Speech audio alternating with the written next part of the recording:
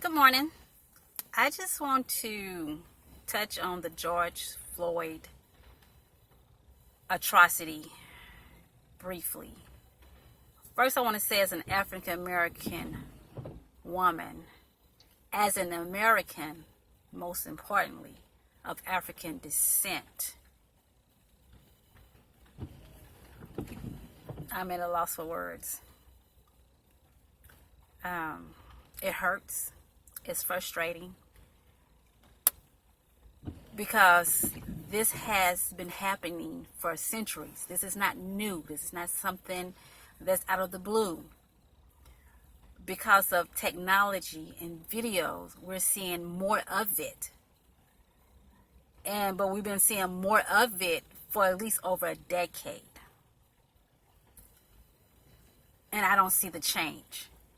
I don't see the improvement of how some police officers disregard the life of Americans of African descent.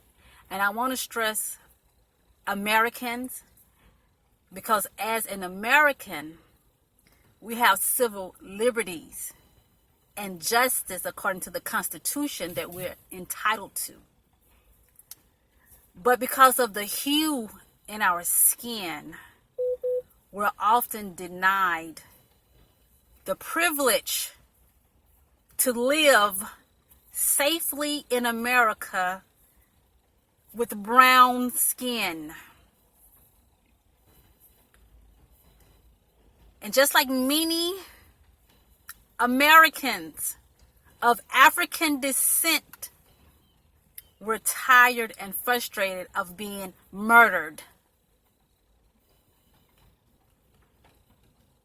I'm speaking from slavery, the Middle Passage, hangings, lynchings.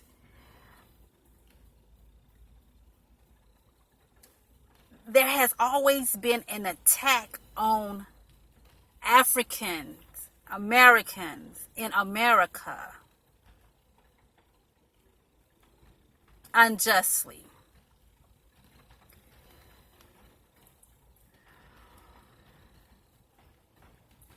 And I have quite a few friends that are Caucasians. And I often hear they say, they don't know how to go about making the change. And I understand they may actually not know. Well, the one thing is to make sure you vote in leadership people that you know that love all people of all races and in all shades. Don't elect someone in office that's going to divide the country. 2, don't only talk about racism when it makes national headlines, but let it be an ongoing dialogue. Talk about it. And in those private conversations with your friends that tells those little black jokes that in a very negative light, stop them dead in their tracks and let them know it's not okay.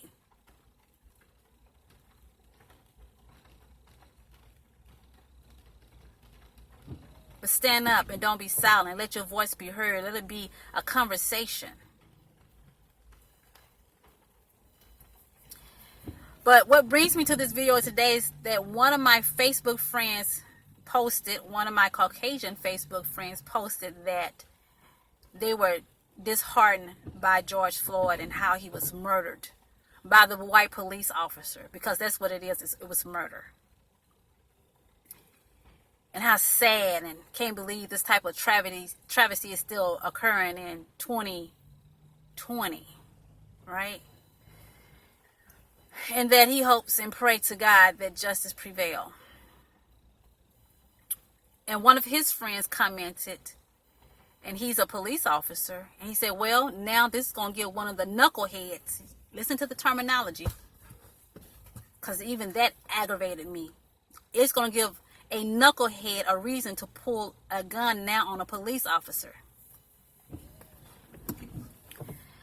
Well, the first problem with that was it was disrespect by addressing black men as knuckleheads. They're not. And because police officers go out into the workforce, some, not all, white police officers that has a racist intent about them, they already have a negative connotation with black men. So when they engage them, they're already enraged and unfair justice is going to be served to the black men.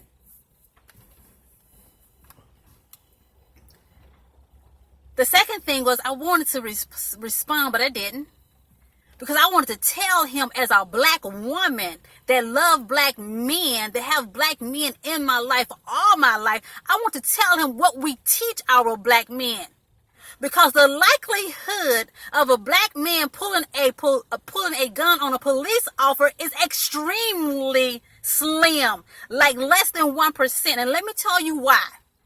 Because we teach our black men to be safe to come back home to us. We teach them to fear the police officer. We say, baby, if you get pulled over, put your hands on the wheel so they can see both of your hands. Don't look them in the eye. Make sure you say, sir. Don't be combative. Be less than the man that we've raised you to be when you engage in a police officer, because they are likely to kill you. So, to that person and many others, no. The black man is not a threat to police officers. For decades, racist police officers that do not regard the life of black men has been one of our greatest threats. That's why here in America, most of the prison systems are filled with black men. Because there is a hatred towards people that look like me, melanin in our skin, rich hues.